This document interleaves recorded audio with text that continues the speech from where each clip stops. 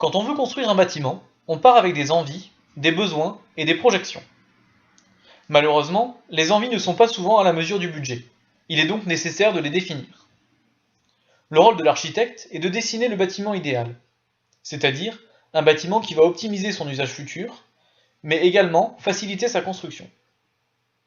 Cependant, avant de pouvoir dessiner un bâtiment, il est nécessaire de définir le besoin, de le mettre en relation avec le budget et de définir des priorités. C'est le rôle de l'architecte programmiste. Celui-ci va définir le programme du bâtiment ainsi que son cahier des charges. Pour cela, il va procéder en 3 étapes. La première est l'approche réglementaire. Dans cette étape seront définis non seulement le contexte urbain, mais également toutes les réglementations qui se rapportent à la construction d'un bâtiment, comme par exemple l'accessibilité ou encore la sécurité d'incendie. La seconde partie concerne l'analyse du besoin en elle-même.